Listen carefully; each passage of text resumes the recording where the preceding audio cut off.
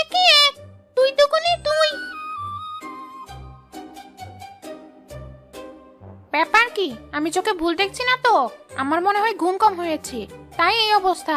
নয়তো আমার আগে পিঙ্কি কিভাবে স্কুলে আসে? ও ম্যাডাম, আপনি এসেছেন, আপনার জন্যই এতক্ষণ অপেক্ষা করছিলাম। তার মানে আমি ভুল দেখছিলাম না, সত্যি আজ পিঙ্কি আমার আগে স্কুলে এসেছে। কিন্তু কিভাবে এলো?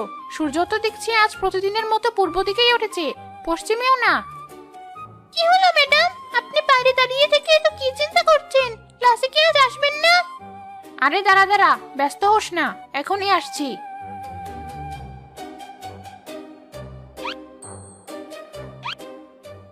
কি হলো ম্যাডাম, কি হচ্ছেন? বাকিরা এসেছে কিনা? ওরা কেউ এখনো আসেনি ম্যাডাম, আমি একাই আপনার জন্য অপেক্ষা করছিলাম। কিন্তু তুই আজ সবার আগে স্কুলে কিভাবে এলি সেটাই তো আমার মাথায় ঢুকছে না। তুই সত্যিই পিঙ্কি তো?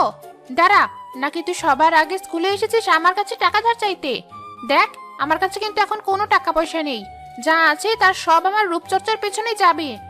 না ম্যাডাম, আপনি ভুল বুঝছেন, আমি সকাল সকাল স্কুলে আপনার কাছে টাকা চাওয়ার জন্য আসিনি। আসলে ম্যাডাম, রাতে এক দুশ্চিন্তায় ঘুম আসছিল না, তাই সকাল সকাল আপনার কাছে আসা। তোরা আবার কিসের এত দুশ্চিন্তা? তুই পেতনি, খাবি দাবি ঘুরে বেড়াবি আর মানুষকে ভয় দেখাবি, এটাই তোর জীবন। ওসব দুশ্চিন্তা করে শরীরে হাজারো রোগ বাঁধানো মানুষদের কাজ, আমাদের না।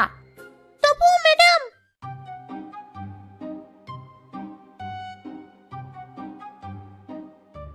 আরে পিঙ্কি, তুই আমাদের আগে স্কুলে এসে পড়েছিস। আমি আর তোর বাসায় গিয়েছিলাম তোকে আনতে। আর বলিস না, আমি বুঝে ফেলেছি যে জীবনে ভালো কিছু করতে চাইলে আর পেতনি সমাজের উন্নতি করতে চাইলে সবার আগে স্কুলে এসে পড়াশোনায় মনোযোগী না হয়ে উপায় নেই। তাই আজ তাড়াতাড়ি স্কুলে এসেছি আর শপথ করেছি যে এখন থেকে শিক্ষা দীক্ষায় মন দেব ভালো মতো। এটা তো বেশ ভালো সিদ্ধান্ত, আমিও যদি তোর মতো হতে পারতাম। কিন্তু তোর হঠাৎই পরিবর্তনের পেছনে কারণ কি? পরিবেশ, সমাজের আশেপাশের মানুষ। তুই পেতনি না হলে বলতাম তোর উপর কোনো পেতনি ভর করেছে বলে এসব আবল তাবল বকছিস। না, তোরা আমার কথা মন দিয়ে শোন, তাহলে বুঝতে পারবি আমি কি বলছি। বেশি না, মাত্র 50 বছর আগেও আমাদের ভূত পেতনিদের কত নাম ডাকছিল। সবাই আমাদের নাম শুনলেই ভয় পেয়ে যেত, রাতের বেলা বাড়ি থেকে বের হতে চাইতো না। আর এখন ভয়টাও তো দূরে থাক, মানুষজন তো আমাদের অস্তিত্বই বিশ্বাস করতে চায় না। উল্টো সব পেতনিরাই ভয় পেয়ে লুকিয়ে থাকে এখন। কথাটা তো একবারে ভুল বলিসনি তুই। চোখের পলকে কখন যে সবকিছু পাল্টে গেল নিজেই টের পেলাম না। সব দোষ ওই সাধু বাবাদের, ওরা আসার পর থেকেই আজ আমাদের এই অবস্থা। না ম্যাডাম, শুধু সাধু বাবাদের দোষ দিয়ে লাভ নেই, দোষ হচ্ছে শিক্ষার। মানুষরা শিক্ষা দীক্ষার দিক দিয়ে পেতনিদের তুলনায় অনেক এগিয়ে গিয়েছে। সব অন্ধকার জায়গাগুলোতে ওরা আলো জ্বালিয়ে দিয়েছে, যেন কোনো পেতনি আর যেখানে সেখানে বাসা না বাঁধতে পারে। সাধু বাবারাও শিক্ষার মাধ্যমে মন্ত্র পড়া শিখেছে আর অন্যদের শেখাচ্ছে, আর সেই মন্ত্রের মাধ্যমে আমাদের অস্তিত্বকে সংকটে ফেলেছে। তোর পর্যবেক্ষণ তো বেশ ভালোই হয়েছে, স্বীকার করতেই হয়। মানুষরা শিক্ষা নিয়ে জ্ঞান বিজ্ঞানে অনেক এগিয়ে গেছে, তাই ওরা উন্নত হতে পেরেছে। আর আমরা এখনো সেই পুরনো যুগের শিক্ষা নিয়ে পড়ে আছি। মানুষকে ভয় দেখানো শেখা ছাড়া আমাদের আর নতুন কোনো শিক্ষা নেই। এসব দিয়ে আমাদের কখনো উন্নতি হবে না। মানে তুই বলতে চাস আমি শুধু অকাজের জিনিস শেখাই তোদের? মানুষকে ভয় দেখানো গুরুত্বপূর্ণ না? না ম্যাডাম, আপনি রাগ করবেন না। আমার মনে হয় পিঙ্কি আপনাকে ওর কথা ভালোভাবে বোঝাতে পারেনি। এই পিঙ্কি, ম্যাডামের কাছে মার না খেতে চাইলে ক্ষমা চাই এখনই। ম্যাডাম, আমি আপনাকে বলছি না যে আপনি অকাজের জিনিস শেখান আমাদের, কিন্তু ম্যাডাম, মানুষদেরকে হারাতে হলে আমাদের আরো বেশি জানতে হবে, আরো বেশি শিখতে হবে, যেন ওরা আমাদেরকে সম্মান করে, আরো বেশি ভয় পায়। ও বুঝেছি, যেন ওরা বুঝে আমরাও অনেক বুদ্ধিমান, আমরাও জ্ঞান বিজ্ঞান পারি। তুই যেমন একা একা কি যেন আওড়াচ্ছিলি, ওগুলো বললে আমরাও বুদ্ধিমান হয়ে যাব ওদের মতো। জি ম্যাডাম, ওগুলোকে বলে নামতা, মানুষের বাচ্চারা স্কুলে এসবই পড়ে। ওরে বাবা, বলিস কি? এত ভয়ানক মন্ত্র ওরা বাচ্চা বেলাতেই শেখে? এজন্যই মনে হয় আমাদেরকে ভয় পায় না। অল্প বয়সে এত কঠিন নামতা শিখতে যারা ভয় পায় না, আমাদেরকে কেন ভয় পাবে? ম্যাডাম, পিঙ্কি ঠিকই বলেছে, যুগের সাথে তাল মিলিয়ে চলতে হলে আমাদেরকেও নামতার মতো কঠিন জিনিস শিখতে হবে, তবেই আমরা মানুষের সাথে পেরিয়ে উঠবো। পিঙ্কি, তুই যে নামতাটা শিখছিস সেটা ঠিক আছে তো? আমরাও শিখতে চাই ওই নামতা। কি জানি, এত কঠিন একটা জিনিস বাচ্চাদের মুখে ঠিকঠাক শুনেছি কিনা তাও বলতে পারছি না। আমার তো এত ঝামেলা ভালো লাগছে না। এমনিতেই পেতনির জাদু শিখতে গিয়ে অবস্থা খারাপ, এখন নাকি আবার মানুষের বানানো জিনিসও শিখতে হবে। আমি পারবো না এত। আরে একবার ভাব তুই, মানুষরা কত মজার মজার খাবার তৈরি করেছে। তুই যদি ঠিক মতো পড়ালেখা করে মানুষদেরকে বসে আনতে পারিস, তাহলে ওরা তোর সব হুকুম মানতে বাধ্য হবে। তুই যা যা খেতে চাইবি তোকে তাই বানিয়ে খাওয়াবে সারাক্ষণ, মানা করতে পারবে না। তাই বুঝি, তাহলে তো অনেক মজা হবে। আমিও মানুষের মতো পড়ালেখা করতে চাই ম্যাডাম। আর আমার কি লাভ পড়ালেখা শিখে? তুই তো নায়িকা হতে চাস। একবার যদি মানুষের বিরুদ্ধে পেতনির জয় হয় আমাদের জ্ঞানের কারণে, তখন আর কেউ তোকে নায়িকা হওয়া থেকে আটকাতে পারবে না। কারণ পৃথিবীতে পেতনিরাই রাজত্ব করবে, আর নাটক, সিনেমা, গান সব বানাবে। এখন মানুষরা এসব বানায় বলে তুই নায়িকা হতে পারিস না। ওরা তোর চেহারা আর গায়ের রং থেকে ভয় পায়, তোকে তাড়িয়ে দেয়। ঠিক বলেছিস, আমিও শিক্ষার আলোয় নিজেকে গড়ে তুলবো, আর মানুষদেরকে দেখিয়ে দিব যে পেতনিরা মানুষের মতো শিল্প আর অভিনয় পারদর্শী। ঠিক আছে, তোরা সবাই বলছিস যখন, পেতনিতে শিক্ষার পাশাপাশি মানুষদের শিক্ষাও শেখাবো তোদের। কিন্তু মানুষরা স্কুলে কি খেলে সেটা আগেরবার দেখে আসলেও স্কুলে কি শেখে সেটা তো দেখিনি। এখন কিভাবে ওসব শেখাবো তোদের? ম্যাডাম, আমি জানি যে স্কুলের বাচ্চারা তাদের হাতে আর ব্যাগে করে বই নিয়ে যায়, আর সেই বইয়ের মাধ্যমে ওরা সব শিক্ষা পেয়ে থাকে। তাই আমরা যদি কোনোভাবে একটা বাচ্চার বই জোগাড় করতে পারি, তাহলে নিজেরাই সব শিখতে পারবো। ভালো বুদ্ধি দিয়েছিস। চল একটা বাচ্চা খুঁজি, এরপর ওর থেকে বইগুলো নিয়ে নেব আমরা, আর ওগুলো দিয়ে পড়াশোনা চালিয়ে যাব।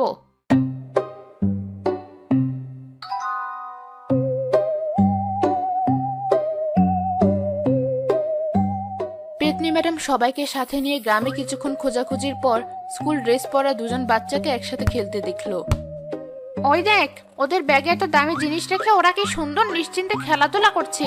যা, তোরা কেউ গিয়ে ওদের বইসহ ব্যাগটা নিয়ে আয়। আমি যাচ্ছি ম্যাডাম, আমার কারণেই আজ এসব হচ্ছে বলে এই দায়িত্ব আমার। ঠিক আছে, যা তাড়াতাড়ি। মুখে সানস্ক্রিন মাখতে ভুলে গিয়েছিলাম আজ। এই রোদে বেশিক্ষণ থাকা যাবে না আমার। আমি এখনই যাবো আর এখনই আসবো।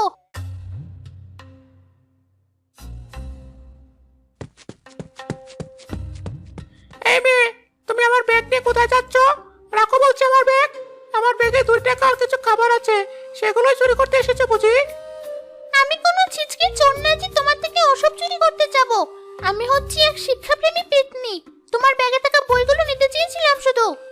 ম্যাডাম, বাচ্চারা তো পিঙ্কিকে দেখে ফেলেছে, এখন কি হবে? কিছুই হবে না, বাচ্চা দুটো ছাড়া আশেপাশে আর কেউ নেই। পিঙ্কি একাই সব সামাল দিতে পারবে, তোরা চিন্তা করিস না এত।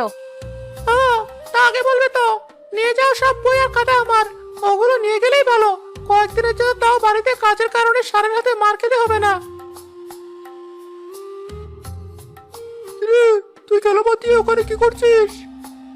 এদিকে আয়, দেখে যা, একটা মেয়ে আমার সব বই চুরি করে নিয়ে যাচ্ছে। বলিস কি? আমিও এখনই আসছি আমার বইগুলো নিয়ে।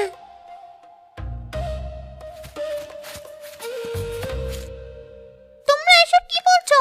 যে বই দিয়ে এত দামি জ্ঞান অর্জন করা যায়, সেগুলো তোমরা তো সহজে আমাকে দিয়ে দিতে চাইছো। তুমি বই নেবে শুনে দূরে আসলাম, হাঁপিয়ে গেছো অনেক। এই নাও আমার সব বই। দয়া করে বইগুলো তোমার কাছেই রাখো, আশেপাশে কোথাও লুকিয়ে রেখো না বা ফেলে দিও না। এসব করতে গিয়ে যে কতবার মার হাতে ধরা পড়েছে হিসাব নেই। কয়টা দিন শান্তিতে খেলতে পারবো এখন। তোমাকে অনেক ধন্যবাদ আমাদের বইগুলো নেবার জন্য। তোমার আরো বই লাগলে আমাদের কাছে চলে এসো, কেমন? কি অদ্ভুত বাচ্চা কাচ্চা, এত দামি জিনিস কত সহজেই দিয়ে দিল আমার হাতে। সবার কাছে ফিরে যাই এবার। দেখ তোরা, পিঙ্কি মানুষকে কত ভালো ভয় দেখাতে পারে। একজনের বই আনতে গিয়ে দুজনের বই নিয়ে চলে এসেছে, একেই বলে ক্ষমতা। যাই হোক, অনেক সময় নষ্ট হয়েছে, এবার চল স্কুলে গিয়ে পড়াশোনা করব আমরা। জি ম্যাডাম, চলুন।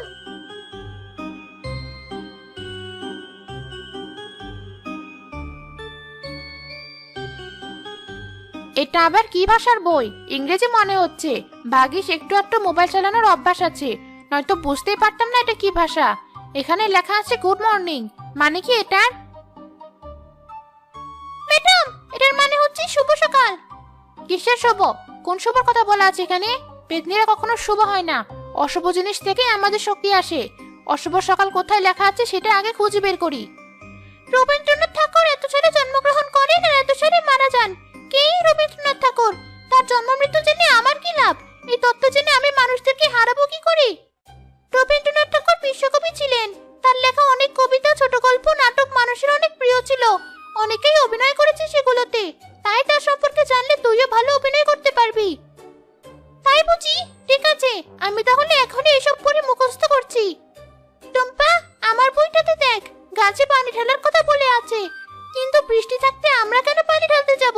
আমাদের কি আর খেতে কাজ নেই? বৃষ্টি তো আর সবসময় পড়ে না, আর তুই নিজেও দেখেছিস অতিরিক্ত বৃষ্টিপাত হলে গাছ ডুবে যায়, ভেঙে যায়। গাছে ঠিকমতো পানি দিলে আর পরিচর্যা করলে গাছ ভালো থাকে, আর ফলনও হয় প্রচুর। তখন তুই অনেকগুলো সুস্বাদু ফল খেতে পারবি সেই গাছ থেকে। তাহলে তো আশেপাশে যত গাছ আছে সব গাছেই পানি দিতে হবে। মজার মজার ফল খেতে চাইলে শিক্ষার বিকল্প নেই তাহলে। এই তো ভালো বুঝেছিস এবার, এজন্যই তো ভালো মতো পড়ালেখা করতে হবে তোর। ওমা দেখ, আমার বইটাতে কেমন গোল গোল আঁকা আছে। এরকম গোলের মধ্যেই তো সাধু বাবারা আমাদেরকে আটকে রেখে জাদুবিদ্যা করে। স্কুলে তাহলে বাচ্চাদেরকে এগুলোই শেখায়? কি ভয়ানক অবস্থা! এই বই পড়াই তো বিপজ্জনক আমাদের জন্য। বলিস কি, স্কুলের বই এসব থাকতে পারে তা তো জানা ছিল না। বইটা একটু দে তো আমাকে, দেখি কি দাও আসলে। এই নে। আরে বোকা, এগুলোকে তো জ্যামিতি বলে। বিভিন্ন জিনিসের আকার দূরত্ব পরিমাপ করা যায় এসব দিয়ে। তুই তো আমাকে ভয় পাইয়ে দিয়েছিলি। ও, এসব পড়লে তাহলে আমাদের কোনো ক্ষতি নেই। দেখি তাহলে আরেকটু পড়ি। সবই বুঝলাম, কিন্তু টুম্পা, তুই মানুষদের বই সম্পর্কে এত কিছু কিভাবে জানলি? ম্যাডাম, আমাকে ক্ষমা করবেন।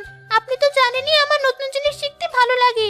সেই আগ্রহ থেকেই মানুষের পুরনো বই নিয়ে পড়া শুরু করেছিলাম। তাই একটু একটু জানি এসব বিষয়ে। আপনি জানলে যদি রাগ করেন তাই আর বলা হয়নি। আরে না, রাগ করার কি আছে? আমি ওকে কম জ্ঞান পিপাসু? ছোটবেলায় আমিও তোর মতো খুব মেধাবী আর পড়ুয়া ছিলাম। কিন্তু ম্যাডাম, মা তো বলেছিল আপনি নাকি এক ক্লাসে 3 বার ফেল করেছিলেন। এই চুপ! তোর মাকে আমার চাইতে আমার সম্পর্কে বেশি জানে। একবার ফেল করেছিলাম হয়তো, সেটাকে বাড়িয়ে 3 বার বলেছে। সবে হিংসা। মনে হয় আমি কিছু বুঝি না। এত বাড়তি কথা বাদ দিয়ে সবাই যার যার বই মন দিয়ে পড়। সব পেতনিরা যার যার মতো শুয়ে বসে গভীর মনোযোগ দিয়ে বইগুলো পড়ার চেষ্টা করতে থাকলো।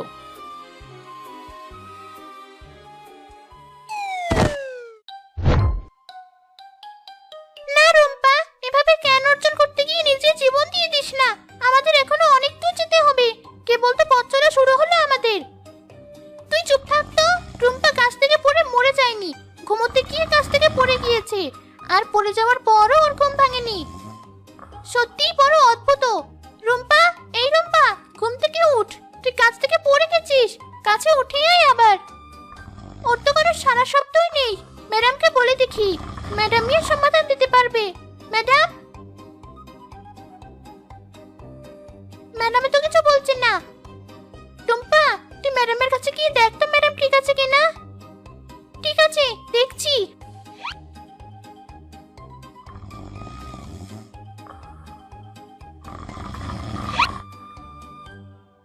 ম্যাডামও তো ঘুম। এখন কি করব আমরা? আমি একটা বুদ্ধি পেয়েছি। যে বই পড়তে গিয়ে রুম্পা ঘুমিয়ে পড়েছে, ওই বই দিয়ে রুম্পাকে ভয় দেখাবো। ওর ঘুম তো ভাঙবেই, সাথে ওর চিৎকারে ম্যাডামের ঘুমও ভাঙবে। কিন্তু কিভাবে? এই দেখ।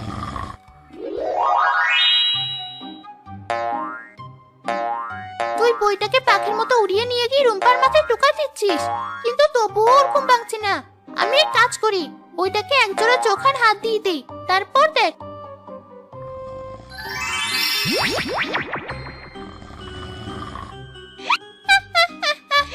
বইটা তোর চোখ দিয়ে রুম্পাকে দেখছি, আর হাত দিয়ে রুম্পার চুল ধরে টানছি, কিন্তু তবুও রুম্পার ঘুম ভাঙছে না।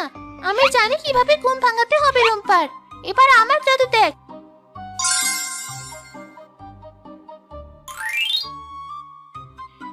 তুই বইটাকে মুখে দাদু দিয়ে দিলি।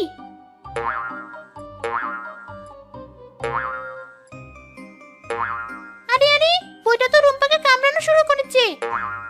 ওমা, বইটা আমাকে কামড়ে মেরে ফেললো।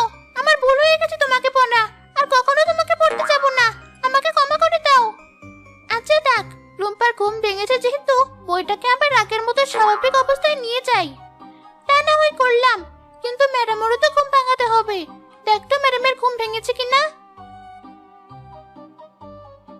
ওই তো, ম্যাডামেরও ঘুম ভেঙেছে। ম্যাডাম, কি ভয়ানক অবস্থা!